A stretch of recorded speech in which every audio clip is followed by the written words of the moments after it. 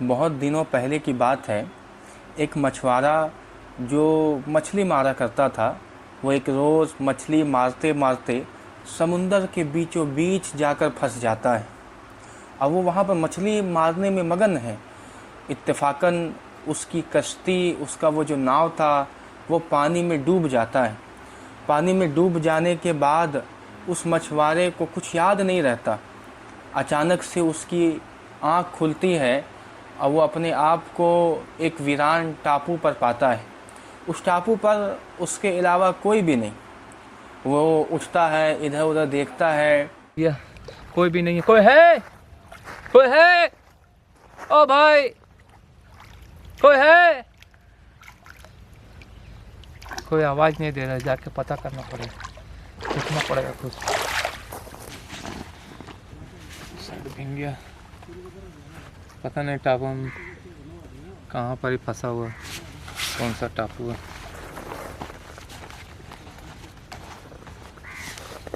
Pneumonia हो जाएगा अगर सेट में तो कहेगा तो।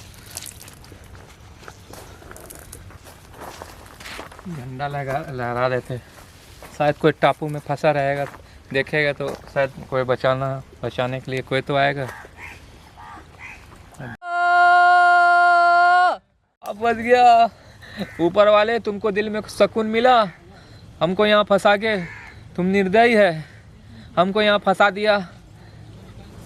खुश तो तुम बहुत होगा, खुशी तो मिल गया ना उनको फंसा के। अब घर कैसे जाए, कोई नहीं है टापू में।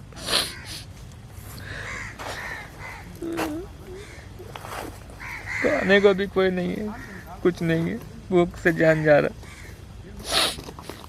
और दीगर चीज़ों को ढूंढता है। सारी चीज़ों को देखने के बाद उसे ये बात मालूम होती है कि इस टापू में उसके सिवा कोई भी नहीं। यहाँ पर खाने के लिए भी सही से कुछ नहीं और पीने के लिए समंदर के नमकीले पानी के सिवा भी कुछ नहीं है। तो वो इधर उधर घूमता है, वो परेशान हो जाता है और इसी परेशानी में वो यहाँ तक कि डिप्रेशन का शिकार हो जाता है।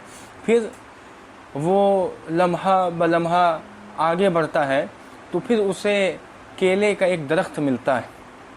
फिर वो थोड़ा सा आगे बढ़ता है तो उसके जहन में ये ख्याल आता है कि क्यों ना इसी टापू पर जब हम फंस चुके हैं तो एक झोपड़ी बना ली जाए जिसमें कम अज़ कम अपने सर को छुपाने के लिए जगह मिल जाए। तो वो जंगल में इधर उधर निकल जाता है और चीज़ों को तलाश करता है जिसकी मदद से वो उस टापू पर अपनी झोपड़ी को बना सके। वो जब इधर उधर देखता है तो देखने के बाद उसको कुछ नहीं मिलता है, तो उसको कुछ नोकीले पत्थर मिलते हैं। उन्हीं नोकीले पत्थरों के सबब और उनकी मदद से वो एक झोपड़ी बनाने में कामयाब हो जाता है। उसके बाद वो इधर उधर निकलता है और निकल करके कुछ केले वगैरह खाता है। एक रोज़ अचानक से उसके सामने दो लोग आ जाते हैं। दाईं जानिब से एक फरिश्ता जो उसको अच्छाई की तरफ बुला रहा होता है, वहीं दूसरी तरफ बाईं जानिब से एक बुराई की तरफ बुलाने वाला आता है जो उसको बुराई की तरफ बुला रहा होता है और उसको बुराई की दावत दे रहा होता है और उससे जो है बुराई करवा रहा होता है। उसको जो है इस बात पर आमादा करता है कि वो जो है आज यहाँ फंसा है, वो ऊपर वाले की वजह से फंसा है, उसको कोसे, उसको गालियाँ दे। वहीं दूसरी तरफ अच्छाई की तरफ बुलाने वाला उसको ये बातें समझा रहा होता है, उसको ये बतला रहा होता है कि देखो बुरा मत मानो, देखो तुम यहाँ फंसे हो, इसमें घबराने की कोई बात नहीं है, इसमें जो है बहुत ज़्यादा परेशान होने की कोई बात नहीं है, तुम्हें जो है खुदा को गाली देने की कोई बात नहीं है, ऊपर वाले को कोसने की कोई बात नहीं है, क्योंकि ऊपर वाला जो भी करता है वो बहुत अच्छा करता है। वो भले ही तुम्हें उसमें कुछ ख़राब लग रहा हो, तुम्हारे लिए वो तकलीफ़ दे हो, लेकिन वो जो करता है उसमें तुम्हारे लिए कोई ना कोई फ़ायदा, बेनिफिट्स होता ही होता है। इन चीज़ों को बोल करके वो वहाँ से चला जाता है।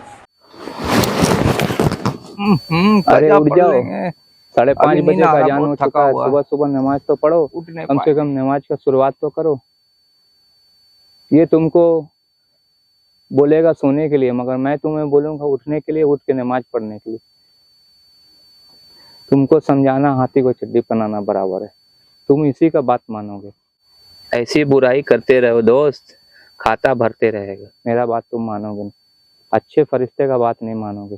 मैं तुम्हारा अच्छाई लिखता हूँ, ये देखो अच्छाई का रजिस्टर, मैं हमेशा तुम्हारा अच्छाई लिखता हूँ, मगर तुम अच्छाई कम करते हो, ज़्यादा तुम उसका बात सुनते हो। वो तुम्हारा दोस्त है, तुम मेरा बात सुनते कम हो, उठते नहीं हो। बोलते मैं उठाता हूँ, मगरिब का अजान हो गया, ऐसा का अजान हो गया, मगर तुम उठते नहीं हो, सोए रहते हो। ज़्यादा तुम इसी का बात सुनते हो। आज से मेरा बात सुनोगे तो फ़ायदा में रहोगे। कम से कम नेकी तो कमा लो, बुराई को तुम बहुत कमाए। तो इससे वो शख्स कहता है कि यकीनन ऊपर वाला जो करता है वो बहुत बेहतर नहीं बेहतरीन करता है।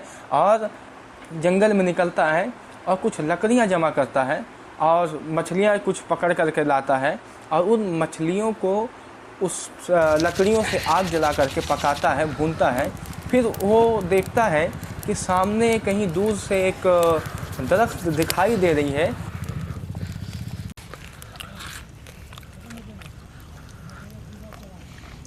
आज मछली पका कर खाया, अपना मेहनत से हाथ चला के, हाथ में छाली पड़ेगी, मगर वो जो बोलता है ना, हिम्मत नहीं हारता। अरे इसमें तो बहुत सारा नारियल है, यहाँ तो बहुत सारा नारियल का पेड़ है, जो कि नारियल का है। तो वो उसके पानी को पीने के लिए आगे बढ़ता है और जब वो उसके पानी को लेकर के वापस आता है, काफी वजनदार है, इस 4 डाब है, 4-5 दिन आराम से निकल जाएगा। क्यों भाग रहा भाई, इस टापू में ऐसे फंसा हुआ इंसान है, ऊपर से भाग रहा है। छोटा डाब देखो, इतना प्यारा डाब है, जिंदगी मेरा यही बचाएगा टापू से।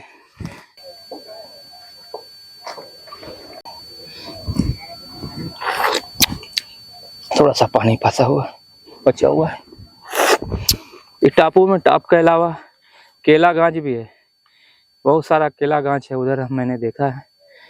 वहाँ जाके केला तोड़ के लेके आता हूँ खाने के लिए, उसके बाद फिर मछली मारता हूँ।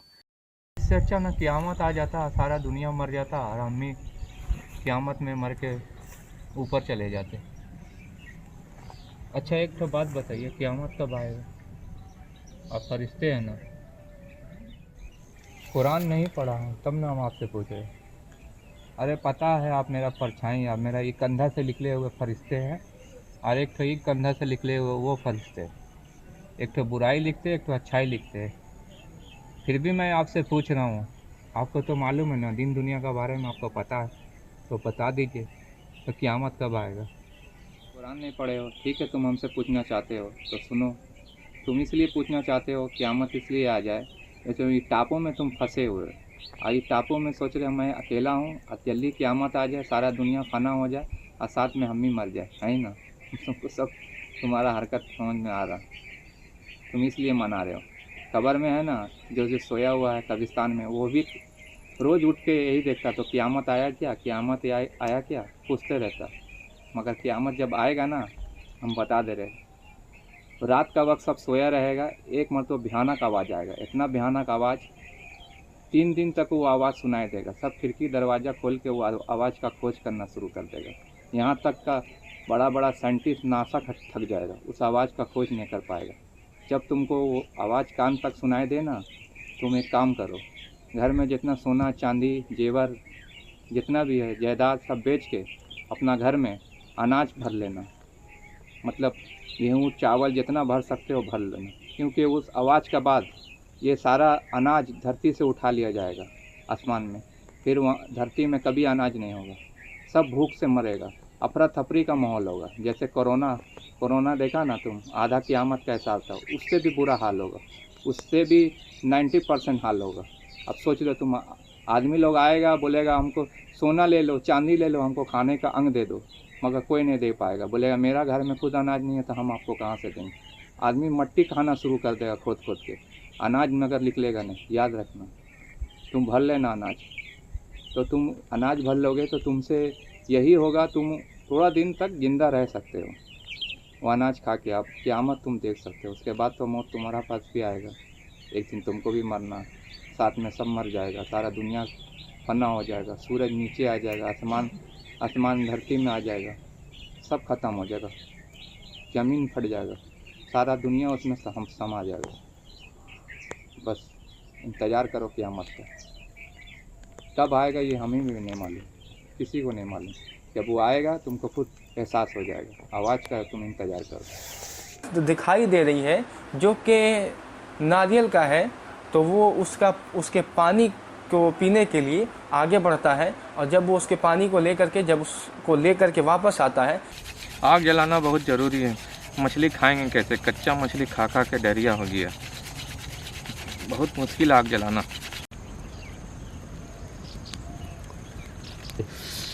ठंडा बहुत है, लेकिन थोड़ा डाब तोड़ के उसके बाद मछली भूनेंगे। चले जंगल से थोड़ा डाब अकेला तोड़ ले। तो देखता है कि उसकी झोपड़ी को आग लग गई। फिर वो खुदा को कोसने लगता है, मेरा पूरा झोपड़ी को बर्बाद कर दिया तूने आग लगा के। अब मैं कहाँ से होऊंगा? इतना मुश्किल से लकड़ी पकड़ी, जोड़ जाड़ के झोपड़ी बनाया था। 2 महीना से ज़्यादा लग गया इसमें टाइम।